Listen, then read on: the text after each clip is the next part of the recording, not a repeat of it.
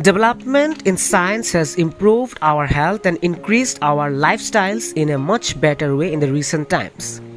Development in science and different technologies are fundamentally altering the way people live, connect, communicate, or transact with the profound effects on the economy as well. So, today we are going to discuss about some developments in the medical science field which are helping us in staying healthy. Hello viewers and students, this is your Arindam sir and you are watching Revision Learning.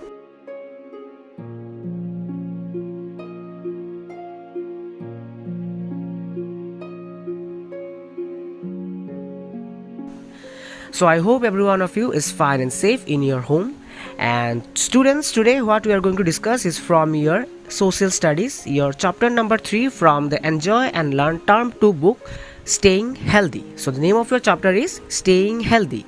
By this name you can easily understand that today we are going to discuss about those things through which we can keep ourselves fit and healthy. So basically today we are going to discuss about some medical gadgets, and the first medical gadgets that we have in our list is clinical thermometer. So a clinical thermometer is used to measure the temperature of the human body.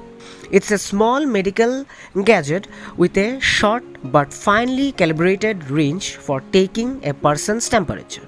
A clinical thermometer has a glass body with a thin glass tube inside, and there is a bulb which remains filled with mercury. Okay, now how a thermometer works? A thermometer works on the principle that solid and liquids expand on heating. As the temperature rises, the mercury inside the bulb expands, causing it to move upwards and depict the temperature. As the temperature of the bulb rises, the liquid, that is the mercury, expands up the tube through the constriction. So when this temperature or when this mercury rises, we can easily say that our body temperature is high. That means we are maybe or we might be suffering from fever. Okay. So this clinical thermometer was invented by Gabriel Daniel Fahrenheit in the year 1714. And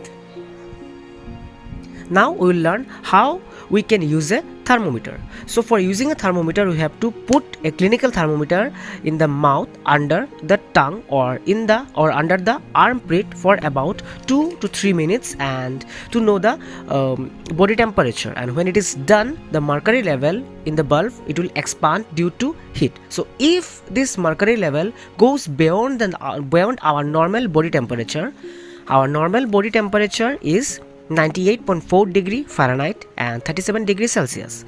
And this Fahrenheit, that is the scale of measuring a temperature, this name came from that man who invented the clinical thermometer, Gabriel Daniel Fahrenheit. So by his name, this unit Fahrenheit came.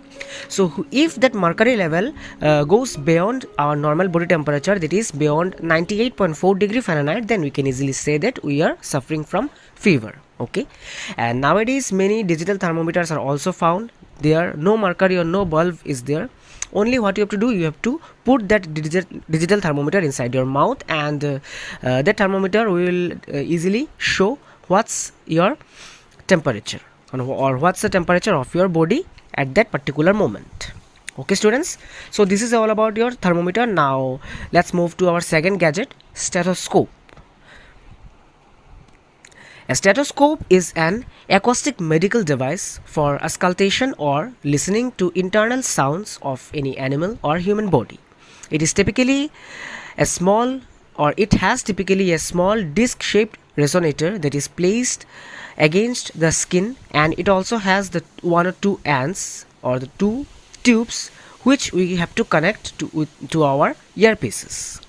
A stethoscope can be used to listen to the sounds made by our heart, lungs, or intestines, as well as blood flow in the arteries and veins. So this stethoscope was invented in France in the year 1816 by Dr. René Laennec. So how the stethoscope was invented? One day, Dr. René Laennec noticed that some children are playing a strange game. They were sitting at the two different ends, and with a long and hollow piece of wood one was whispering in the one end and the other was listening in the other end. So, unable to control his eagerness, he went to the children. He asked what the game they were playing. They told him, and Dr. Rini became very excited. He hurriedly rushed back to his clinic. He rolled a newspaper, placed one end of that newspaper on one of his patient's chest and the other end to his ear. And with this child play act, he invented the instrument stethoscope. So today's stethoscope has gained a great importance. It's used by the doctors. Okay, and this stethoscope has helped the doctors to diagnose and treat many different or difficult diseases. Okay. So now our third gadget in our today's list is a microscope. So what is a microscope? A microscope is an instrument used to see objects that are too small to be seen by our naked eye. A microscope is an instrument that makes even those objects look big or bigger that cannot be seen with our naked eye. So how microscope was invented? In the late 16th century, several Dutch means the people of Holland. So several Dutch lens makers designed devices that magnified objects. And these objects in the later 1609, Galileo Galilei, a scientist, he perfected that device, the first device, and this device he named as a microscope. Dutch spectacle makers naming Zacharias Janssen and Hans Lippershey are noted as the first man to develop the concept of microscope, which was further developed and improved by Galileo. Okay, so with the help of a microscope, scientists could identify germs that can cause diseases. Today, microscopes are used to examine blood, urine, stool, and many other things by the doctors or by the diagnostic centers, which helps them to find out the disease that any patient is suffering from. So students, now we are going to learn about some more medical gadgets. X-ray machine. An X-ray machine is a machine that improves X-rays. X-rays are highly penetrating ionizing radiation. Therefore, X-ray machines are used to take pictures of dense tissues such as bones and teeth. This is because bones absorb the radiation more than the less dense soft tissues. Next is ultrasound. Ultrasound is used to create images of soft tissue structures such as our gallbladder or liver, kidneys, pancreas, bladder, and other organs of our body. Ultrasound can also measure the flow of blood in the arteries to detect blockages in the arteries. Ultrasound testing is safe and it's very easy to perform. Next is MRI machine. So the MRI machine is a large machine, tube-shaped machine, you can say, that the patients lie within, and the MRI creates a strong magnetic field around the patient. The magnetic field and the related pulses of radio waves produce signals from the body that are detected and converted into images by a computer. Okay. Next is ECG machine. ECG. An electrocardiogram is a simple test that can be used to check our heart's rhythm and electrical activity. ECG machine helps to record the working of our heart. So students, all these machines help doctors to find out about the structural abnormalities in the human body. Now we will learn some life-saving drugs. So there are different types of diseases and infections that has challenged the human beings for ages. Now a solution to those are the discovery of some life-saving drugs. So the first life-saving drug is chloroform. Dr. James Simpson invented a new wonder drug called chloroform, which could make a person unconscious and could relieve any feeling of pain. Chloroform, we can say, is a type of miracle medicine because with the help of chloroform we can make a person unconscious, and by making a person unconscious, as a result we can perform surgeries. Now students, the doctors who perform surgeries are called surgeons. And what is a surgery? For some diseases or health problems in our body, we have to cut our body and open it to cure the ailment. So this is known as surgery or operation. Okay. Now our second drug is penicillin. Now penicillin is an antibiotic. It is discovered by Sir Alexander Fleming in the year 1928. Penicillin could be told or could be said as a life-saving drug because penicillin prevents the growth of bacteria.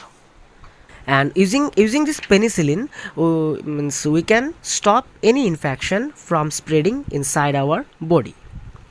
Okay. Now the third life-saving drug is quinine. So quinine is an anti-malarial drug. Quinine gave the first cure to human beings from the disease called malaria. Quinine is a very bitter. The natural source of quinine is that the quinine is taken from the bark of cinchona tree. You can see the picture of a cinchona tree. Quinine has reduced fever, pain and inflammation to a great extent after its invention. Now students, we will discuss something about the vaccination. So what is a vaccination? Vaccinations are used for the prevention of various diseases. The first vaccine was discovered by Dr. Edward Jenner and it was for smallpox. So in the year 1796, Dr. Edward Jenner had conducted one experiment. What he did, he injected some smallpox germs inside 4 boys and then he injected the vaccine he prepared for the smallpox in those 4 boys. His experiment became successful when the boys did not get the smallpox. The boys did not get infected with the smallpox. So by this process, the vaccination was discovered. The reason that the vaccination can protect your body from different diseases is that after injecting or after vaccination, our body develops the ability to fight the germs that cause that particular disease. This discovery of smallpox vaccine led to the development of vaccines for several other diseases. And this branch of medicine is called immunology. Okay. Students, we can find the vaccines for the different diseases like polio, smallpox, tuberculosis, tetanus, hepatitis B, etc. And nowadays scientists and researchers also are trying very hard to find out the vaccines for the COVID-19 virus. Okay. Now next is pasteurization. So what is pasteurization? Pasteurization is a process in which the milk and water is heated at a certain temperature and then it is cooled to make it germ free. This process or this method of heating milk and water to a certain temperature and cooling them again is called pasteurization. It was first invented or discovered by a French scientist, Louis Pasteur, found that many germs enter the body through milk and water. So further he discovered that heat destroys germs that are the cause of many diseases. Thereafter he invented this process or this technique known as pasteurization. Now the next is antiseptics. So what are antiseptics? Antiseptics are used to prevent the growth of disease causing microorganisms. An antiseptic is defined as a substance used to eliminate germs. An example of an antiseptic substance is hand sanitizers. Okay. Antiseptics are best for helping clean the skin. Although they can kill bacteria, they are frequently used to help slow its growth instead. So students, now we are going to discuss a very important thing. Prevention is better than cure. The fact that prevention is better than cure is very true in the cases of pandemics like the COVID-19 pandemic. So we must always follow the following things so that we can always prevent our body better than curing it from any diseases. Now, the first is cleanliness or the hygienity. The cleanliness or hygienity is very important for health. We must keep ourselves clean and our surroundings too. Next is safe and clean drinking water. So we can use RO or aquaguard for this, and we always have to keep in mind that for by drinking pure water we can keep away our body from several diseases. Third is vaccination. Vaccinations are used to prevent various diseases, so if it's required then we must follow regular vaccination programs. Fourth is washing our hands. So we should always wash our hands before and after meals. And the last is exercise daily and eat a balanced diet. So we have to exercise daily and we have to keep us fit and healthy, and we should always eat a balanced diet. Okay students, so here I am winding up this chapter. I hope that you have understood this chapter. If you still have any doubts or queries, you can ask me. You can comment in the comment section below. Okay, and if you like my explanation, then please like this video, share it to your friends, and don't forget to subscribe Revision Learning and press the bell icon so that you never miss any of our videos, any of our subjects and updates. Till then, keep studying, keep learning, and we'll meet in our next class with a different chapter. Till then, be safe, stay at home, and keep studying. Thank you.